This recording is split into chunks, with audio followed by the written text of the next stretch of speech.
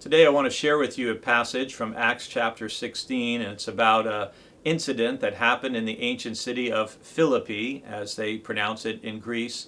And this whole chapter is so much more meaningful for me now, having been there and having seen the ruins and having been by the riverside where Lydia and other women were at a time of prayer when she met Paul and his companions, as I shared about this past Sunday in worship. And this passage is about another story that happens after Paul and Silas and Luke and Timothy stay in Lydia's home. And it's one day they're going to the place of prayer, which again is by the riverside. And there's a slave girl who has a spirit of divination. And she followed Paul and the group around, crying out, "These men are slaves of the Most High God who proclaim to you a way of salvation." And she kept doing this for many days. So Paul eventually gets annoyed at what she's doing. And our verse of the day is chapter 16, verse 18. She kept doing this for many days, but Paul, very much annoyed, turned and said to the spirit, "I order you in the name of Jesus Christ to come out of her." And it came out that very hour.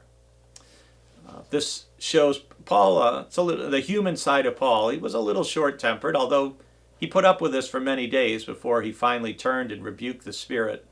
But this is also another case of where the Spirit comes into someone's life, Jesus comes into someone's life, and things don't get all rosy and wonderful. In fact, that's when the trouble starts. And when her owners saw that their hope of making money off this poor young woman was gone, then they seize Paul and Silas. They drag them into the marketplace before the authorities. And again, having been there, now it's something to picture where that took place. And it's amazing how they frame their attack, if you will. First, it's an economic problem. They can't make money off of this woman they've been exploiting anymore. And then the first thing they say is, "These men are disturbing our cities. They're our city. They're Jews."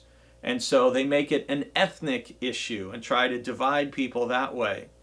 And then they go on to say they're advocating customs that are not lawful for us as Romans to adopt or observe. And now they make it a political issue. And so often, just in this brief little scene, we see how riots begin, how hatred is stirred up. It's let's use economics, ethnicity, and politics, and when you stir those things up, it's not hard to get a riot going.